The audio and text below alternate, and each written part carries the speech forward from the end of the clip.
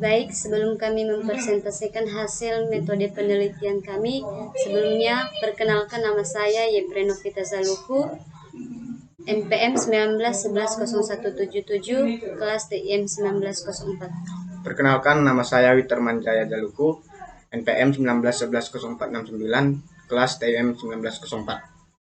Baik, di sini saya akan menjelaskan hasil metode penelitian kami tentang sistem pendukung keputusan penilaian proses belajar daring SMA Negeri 1 Afulu dengan menggunakan metode Simple Additive Weighting atau SAW.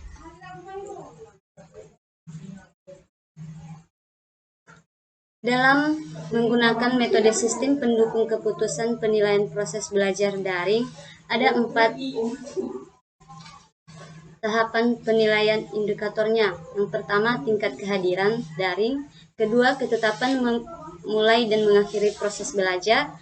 Ketiga, ketetapan penyerahan tugas. Keempat, kemudahan materi untuk dipelajari. Kelima, motivasi belajar dalam memahami materi.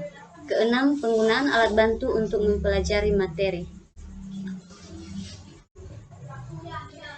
Dari hasil penelitian ini dapat mendukung keputusan pada penilaian proses belajar daring menggunakan kriteria yang telah ditentukan yang terkait dalam penelitian proses belajar daring. Kemudian latar belakang.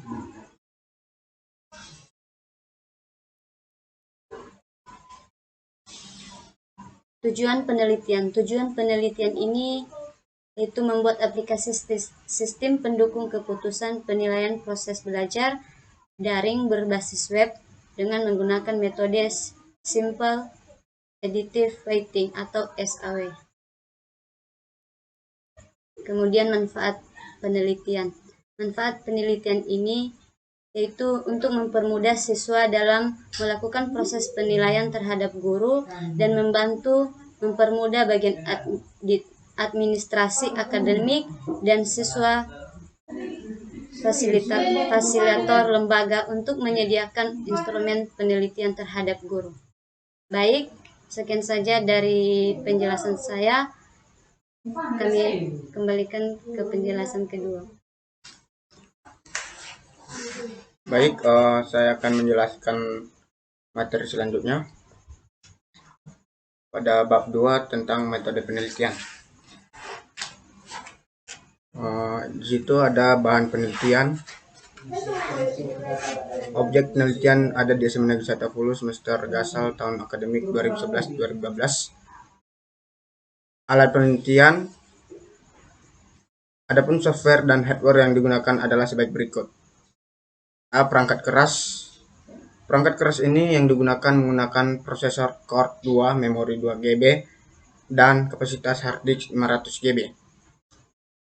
A. Perangkat lunak. Perangkat lunak yang dibutuhkan adalah perangkat lunak yang mendukung pembuatan sistem pendukung keputusan yang tertera dalam tabel 31. Di mana kebutuhannya 1, sistem operasi softwarenya adalah di Windows 7. Kedua, kebutuhan perambah softwarenya adalah Mozilla Google Chrome. Ketiga, kebutuhan aplikasi softwarenya adalah Adobe Dreamweaver, Navicat, MySQL, PHP MyAdmin, Apache. Selanjutnya, jalan penelitian. Adapun 3 tahapan langkah yang dilakukan untuk menghasilkan sistem pendukung keputusan, yakni analisa masalah, analisa kebutuhan, dan pembuatan aplikasi. Analisa sistem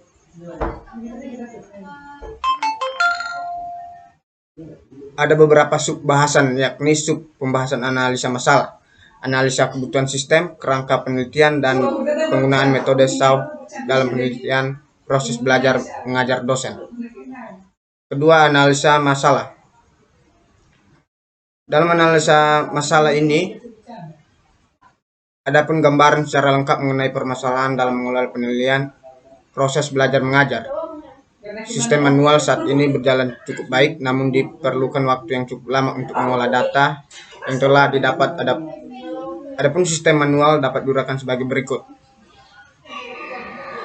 Pada level administrator dalam hal ini adalah BAAK atau bagian administrasi akademik dan kemahasiswaan. Proses berikutnya memindai lembar kuesioner untuk diubah dalam bentuk digital. Data digital diolah dengan menggunakan Microsoft Excel.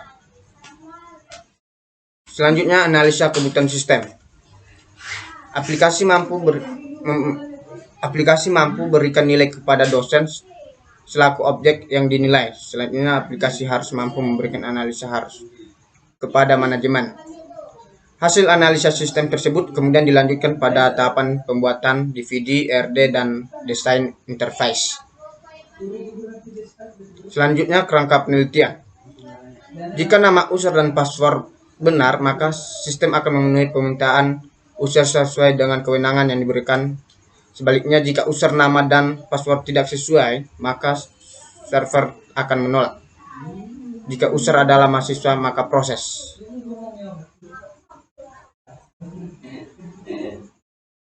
Selanjutnya, metode SAW dalam penilaian proses belajar mengajar.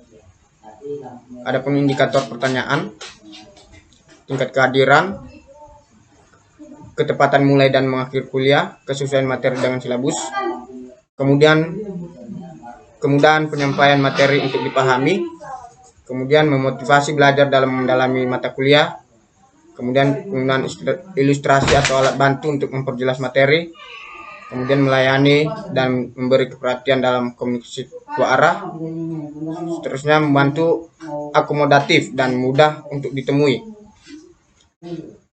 kemudian memiliki pengetahuan aktual dalam pembelajaran.